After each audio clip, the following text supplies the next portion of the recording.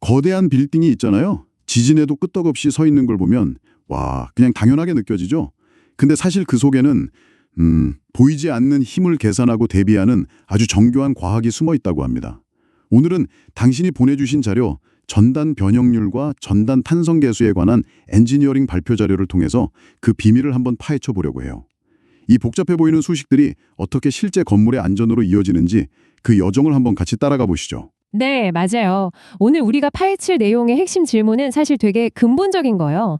어떤 재료를 위아래로 잡아당길 때랑요, 옆으로 비틀 때 재료는 어떻게 다르게 반응할까 하는 거죠.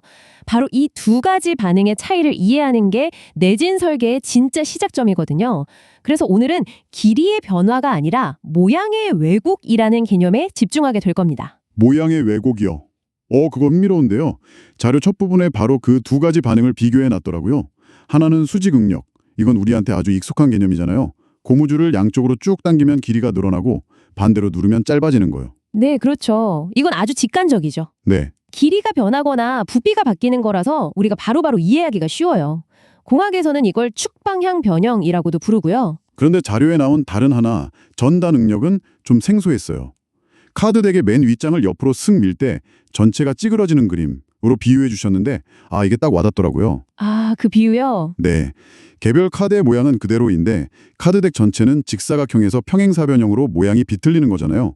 이게 재료 자체가 늘어나는 게 아니라 모양이 뒤틀리는 힘이라는 거죠. 정확히 보셨어요. 이게 지진이랑 무슨 관련이 있는 건가요? 지진이 발생하면 땅이 수평으로 막 거세게 흔들리잖아요. 그럼 그 거대한 수평력이 건물을 옆으로 밀어버리려고 하겠죠? 바로 그때 건물 기둥이나 기초 부분에서 방금 말씀하신 그 카드덱이 찌그러지는 것과 똑같은 전단 응력이 발생합니다. 이때 구조물이 부서지지 않고 버티려면 이 비틀림에 대한 저항력이 결정적인 역할을 하는 거죠. 아하, 그러니까 지진의 수평적인 흔들림이 곧 비트는 힘, 전단 능력이 되는 거군요. 그럼 공학자들은 이 비틀림의 정도를 어떻게 측정하죠? 길이가 얼마나 늘었는지 재는 거랑 완전히 다른 방식이 필요할 것 같은데요? 맞아요. 그래서 새로운 척도를 만들었습니다. 바로 전단 변형률이라고 부르고요. 보통 그리스 문자 감마로 표시하죠. 말씀하신 대로 이건 원래 길이에 비해 얼마나 변했나를 보는 게 아니에요. 대신 원래 직각이었던 모서리가 얼마나 찌그러졌나, 즉 각도의 변화를 측정하는 값입니다. 각도의 변화요? 네, 자료에 나온 감마 이퀄 파이2분의 세타라는 수식, 그게 바로 그 의미예요. 여기서 파이2는 라디안 단위로 90도, 그러니까 변형 전에 완벽한 직각을 의미하고요. 세타는 힘을 받아서 찌그러진 후의 각도를 말해요. 결국 감마는 원래 직각에서 얼마나 각도가 틀어졌는가, 이걸 나타내는 값이죠. 재료 내부에서 원자층들이 얼마나 미끄러졌는지를 수치화하는 아주 중요한 첫 단계라고 할 수 있습니다. 알겠습니다. 힘의 종류를 수직이랑 전단으로 나누고 그 결과로 나타나는 변형도 길이 변화랑 각도 변화라는 다른 잣대로 측정하는 거군요. 자, 그럼 어떤 재료가 이 비틀림에 얼마나 잘 저항하는지, 그러니까 원래 모양을 유지하려는 성질은 어떻게 표현할 수 있을까요? 그것도 역시 비슷한 개념이 있어요.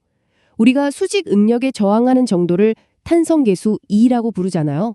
마찬가지로 전단 응력, 즉 비틀림에 저항하는 정도를 나타내는 게 바로 전단 탄성계수 G 또는 전단 강성이라고 불리는 값입니다. 아, G. 제가 자료를 보면서 이걸 제 나름대로 재료의 고집이라고 불러보면 어떨까 생각했거든요. G값이 클수록 똑같은 힘으로 비틀어도 덜 찌그러지는 아주 꿋꿋하고 고집센 재료라는 의미로요. 괜찮은 비유일까요? 와, 아주 훌륭한 비유예요. 실제로 그런 개념이거든요. G값이 크다는 건 그만큼 모양을 유지하려는 성질이 강하다는 뜻이니까요. 자료의 그래프를 보면 그 관계가 아주 명확하게 보이죠. 가로축이 비틀어진 정도, 감마, 고, 세로축이 가해진 힘의 세기, 타운데. 네네. 둘 사이의 관계가 아주 깔끔한 직선으로 나타나잖아요. 정비례 관계더라고요. 바로 그 직선의 기울기가 전단 탄성 계수 G입니다. 수식으로는 타우는 G 감마로 표현되죠. 이 관계는 수직 응력에서 성립하는 시그마는 E 엡실론이랑 형태가 정확히 똑같아요. 정말 그러네요. 네, 재료가 탄성을 잃지 않는 한 가해준 힘의 크기랑 변형의 크기는 비례한다는 아주 중요한 원리죠. G값이 크다는 건 같은 각도 감마를 비틀기 위해 훨씬 더 큰 힘 타우가 필요하다는 뜻이 되고요. 그런데요. 자료를 읽다가 제가 진짜 깜짝 놀란 부분이 있었어요. 저는 이 부분이 이번 자료의 핵심 중 하나라고 생각하는데 이 전단탄성계수 G가 완전히 독립적인 값이 아니라는 점이었어요. 솔직히 저는 이 값이란 G값은 그냥 별개의 특성이라고 생각했거든요. 핵심을 정확히 짚으셨네요. 많은 분들이 그렇게 생각하기 쉬운데 사실은 그렇지 않아요. 자료에서 이걸 불변의 상관관계라고 표현했는데 재료역학에서 가장 중요한 세 가지 상수가 있거든요.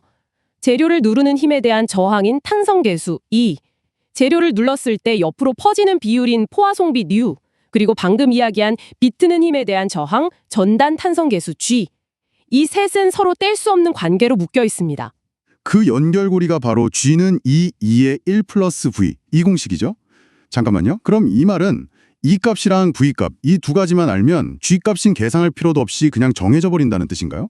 이건 거의 뭐 재료과학의 치트키 같은데요? 하하, 치트키라니 재미있는 표현이네요. 맞습니다. 이 식은 어떤 재료의 수직 강성과 옆으로 퍼지는 특성을 알면 그 재료의 비틀림 강성은 이미 운명처럼 결정되어 있다. 이런 자연의 법칙을 보여주는 거예요. 우리가 어떤 재료를 가지고 인장 실험만 해서 E 값과 V 값을 알아내면 굳이 복잡한 비틀림 실험을 하지 않아도 G 값을 정확하게 계산해낼 수 있다는 뜻이죠. 와, 이건 공학적으로 엄청난 시간과 비용을 절약해줍니다. 이건 진짜 생각도 못했어요. 이 이론적 관계가 실제 세상의 문제를 어떻게 해결하는지, 특히 왜 하필 고무가 지진을 막는 면진 장치의 핵심 소재로 쓰이는지에 대한 답을 준다고 하니까 더 궁금해지는데요. 그 비밀이 고무의 비압축성이라는 특성이 있다고요? 네, 바로 거기서부터 시작됩니다. 자료에 나온 코르크랑 고무 비교가 아주 좋은 예시죠. 와인병 마개로 쓰는 코르크는 위아래로 누르면 부피 자체가 줄어들면서 납작해져요. 아, 그렇죠. 이런 걸 압축성 재료라고 하죠. 하지만 고무는 다르잖아요. 고무를 위아래로 꾹 누르면 부피는 거의 그대로인데 대신 옆구리가 불룩 튀어나오죠. 꼭 물이 가득 찬 풍선을 누르는 것처럼요. 맞아요. 이런 걸 비압축성 재료라고 하고 이 특성 때문에 고무의 포화송비, V값이 이론적인 최대값인 0.5에 아주 가깝다고요. 바로 그 V equal 0.5라는 값이 마법을 부리는 숫자입니다. 아까 우리가 살펴봤던 그 치트키 같은 공식 G equal 2분의 1 플러스 V에 이 값을 한번 넣어보시겠어요? 어디 보자. V에 0.5를 넣으면 분모가 2 곱하기 1 더하기 0.5니까 2 곱하기 1.5, 즉 3이 되네요? 잠깐만요. 그럼 G가 2의 3분의 1이 된다는 거잖아요? G equal 2, 3. 그렇죠. 이게 무슨 의미일까요? 아니 이게 좀 이상한데요. G는 비틀림에 저항하는 고집이라면서요. 근데 그 고집이 수직으로 버티는 힘, 이보다 3배나 약하다는 거잖아요. 어떻게 건물을 더 안전하게 만들려고 쓰는 부품이 옆으로는 3배나 더 약할 수가 있죠? 오히려 더 위험한 거 아닌가요? 바로 그 역설적인 지점이 면진장치의 핵심 원리입니다. 아주 좋은 질문이에요. 건물을 받치는 부품은 두 가지 상반된 임무를 동시에 수행해야 해요. 첫째, 수십, 수백 톤에 달하는 건물의 엄청난 무게를 굳건히 지탱해야 하죠.